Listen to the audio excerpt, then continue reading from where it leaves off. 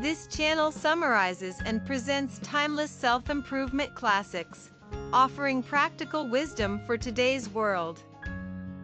Today, we'll be exploring Meditations by Marcus Aurelius, the 16th Roman emperor. The original title, written in ancient Greek, translates to himself, reflecting its diary format. We hope this video helps you overcome challenges and create the life you desire. Before we begin, please consider supporting our channel by subscribing and liking this video. Let's get started.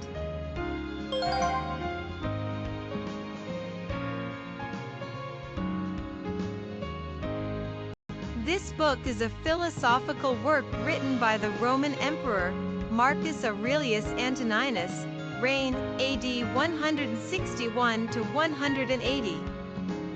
Marcus Aurelius was one of the 5 good emperors and the last Roman emperor of a prosperous era. He penned this work privately, amidst his expeditions and official duties, as a means of self-reflection and discipline. At the heart of this book lies Stoic philosophy, which Marcus Aurelius embraced. Stoicism, a school of Hellenistic philosophy, was founded by Zeno in ancient Greece in the early 3rd century BC. It teaches how to overcome hardships and the twists of fate, and it became the dominant philosophy in the Roman Empire. Stoicism defines life's purpose as a happy and meaningful life, and to achieve this, it emphasizes controlling emotions with reason. It encourages following nature and discerning what is within one's control and what is not. And it stresses cultivating a mindset that remains unperturbed by things beyond our control. This philosophy is the origin of the word Stoic. Marcus Aurelius was a follower of this Stoic philosophy.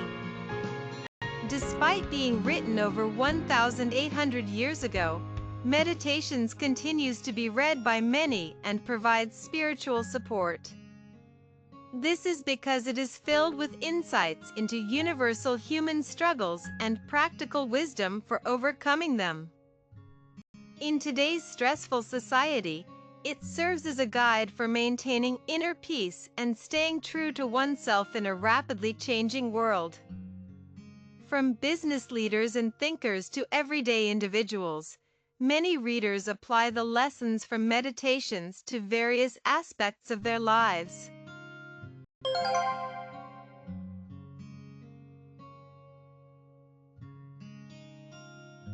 Marcus Aurelius began writing Meditations with gratitude for the virtues he learned from the people he encountered throughout his life.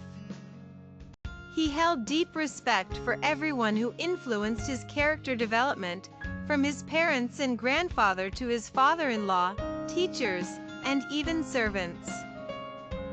For example, he learned reason and self-control from his father-in-law, Antoninus, dignity from his grandfather, and modesty from his mother. Observing the virtues of others and actively incorporating them into one's own life is the surest path to personal growth.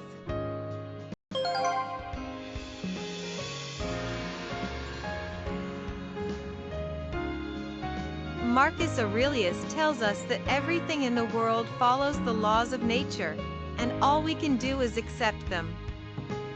Death, misfortune, and even the malice of others are all part of the flow of the universe. Being trapped by anger and discontent only disturbs our own minds. Let us accept that even unreasonable and painful events are within the natural order. This acceptance will quietly remove the anxieties of life. For example, when misfortunes pile up, our suffering depends on whether we consider them things that shouldn't happen or accept them as a natural flow. A rational person calmly deals with things as if riding the current. For instance, they even accept the malice of adversaries as a part of nature.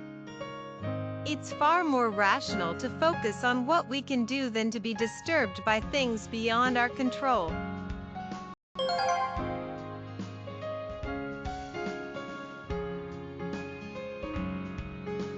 For him, following his inner reason was more important than the opinions of others. By having a wise leader within your heart and acting according to its voice, you won't be swayed by the voices of others. For example, how should you live today?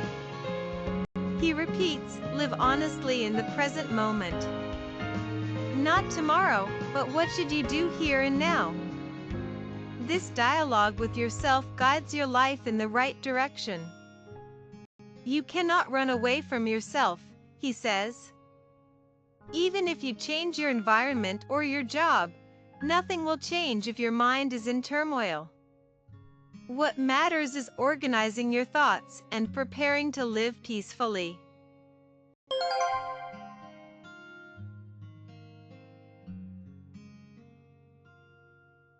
Marcus Aurelius embraced death as a natural phenomenon. Just as buds sprout in spring and leaves fall in autumn, the cycle of life and death is simply part of nature's flow. There's no need for sorrow or fear. While death is inevitable, acknowledging its existence enhances the value of the present moment. What should you do if you were to die tomorrow? This question encourages us to live our lives with intention.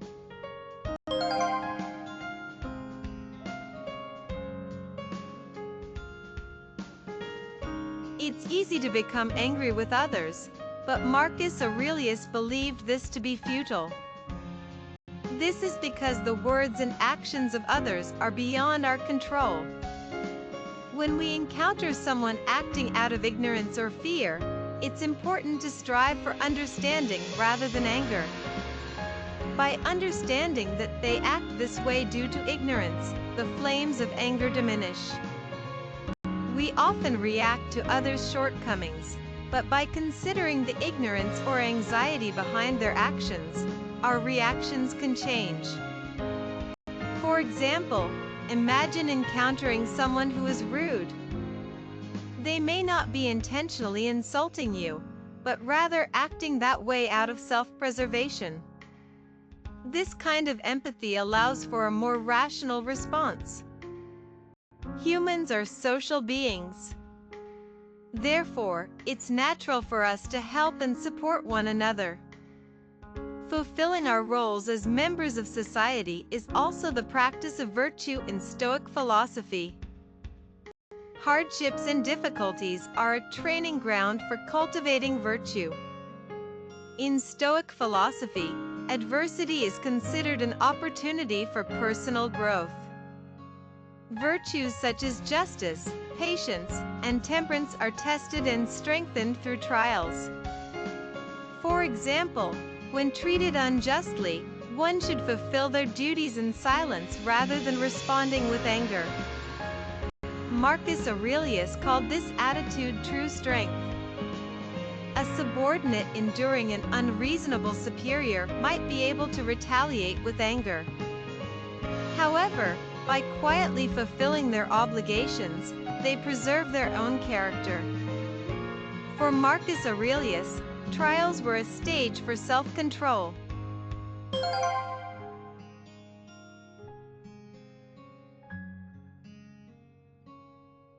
Even as emperor, holding the highest position, Marcus strongly cautioned against vanity. Praise, wealth, and longevity are all fleeting illusions. What truly matters is not being swayed by these things, but fulfilling one's present duties with sincerity. Marcus states that external validation, such as honor, wealth, or praise, holds no real meaning. Even his position as Roman emperor was, to him, merely a role. Do not sacrifice today for praise that will be forgotten tomorrow, he said. Your actions should be guided by righteousness, not by the desire to be seen.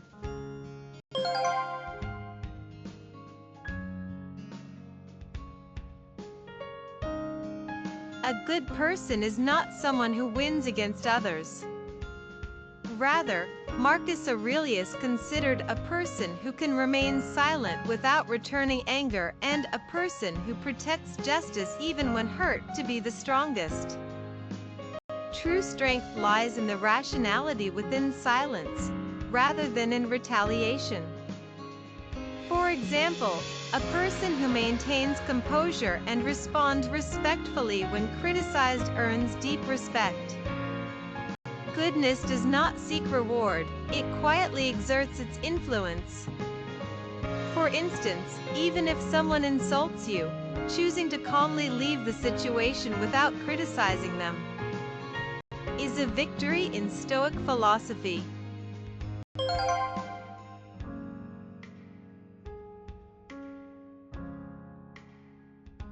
There is a reasoned order to the universe. Marcus Aurelius referred to this order as nature and embraced himself as a part of it. Therefore, acting selfishly is an act of defiance against the order of the whole.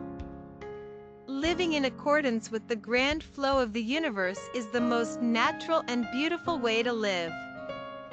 Not opposing nature means accepting events as they unfold, much like accepting the changing seasons. Everything happens for a reason.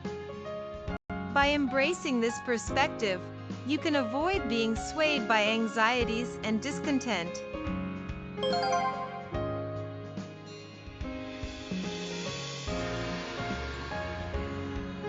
Maintain inner peace without being swayed by emotions. This is the ideal state in Stoic philosophy. Emotions like anger, sadness, and envy cloud our judgment. Marcus Aurelius warned against these as diseases of the mind. We cannot control external events, but we can control our own emotions. Therefore, it is essential to maintain a calm inner state. Inner peace is the key to maintaining a fulfilling life.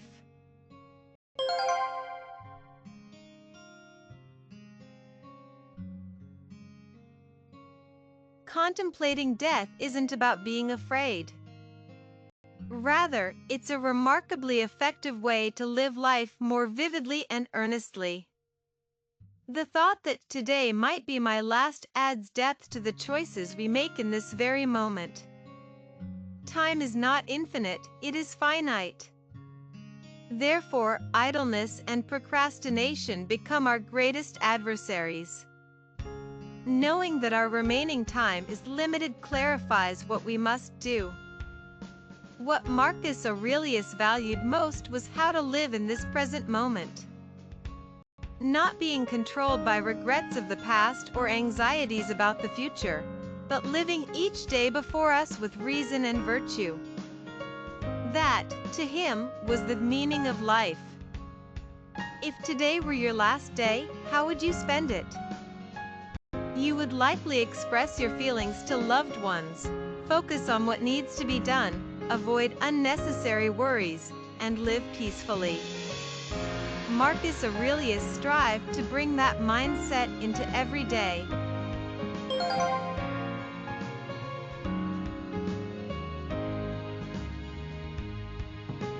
Marcus Aurelius viewed himself as a part of the universe. Rather than being caught up in personal emotions or gains, he saw himself as a being playing a role within the harmony of the whole.